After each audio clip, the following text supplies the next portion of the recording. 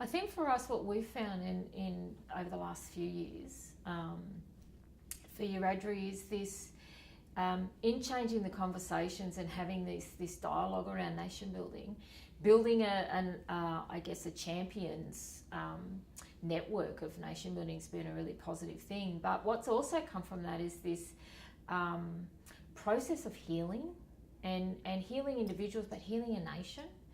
And one of my old elders who's no longer here, Wangama, said many years ago to me, you know, and another person in Wiradjuri that we work with in nation building, and he said, you know, it's not about necessarily healing the people, it's about healing the nation, then you heal the people.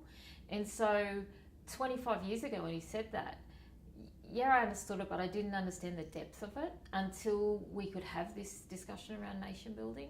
And he's absolutely true. And this, even having the conversation about aspirational thinking, about our vision for Wiradjuri, about our culture, our language, and that the concept of nation building has always been there because it's in our language. It's absolutely embedded in who we are. And so unpacking that has had a tremendous healing effect on individuals, but healing as our kinship relationships within our nation. And so I would love to see more research around how does nation building in its principles and practice really affect the health and well-being and wellness of citizens. Because I think where we're starting around culture and identity and what does it mean to be Wiradjuri again, and redefining what that is into the future, has been a significant process in that healing journey. So I would love to see, you know, what that looks like in evidence and what that might look like in other nations and internationally, if that's something they're seeing. But for us, it's definitely an area that would really be a really good, interesting piece of work. I guess the other for us in the Australian context is that our external factors and risks is this government's way of how we have to govern ourselves, which is through federal or state legislation, and you have to form a corporate entity in order to receive funding and in order to deliver programs. And so that exists, and that's very well ingrained in our communities. So if we're now talking about self-governance, where does self-governance and this corporate model of governance in Australia, how does it come together?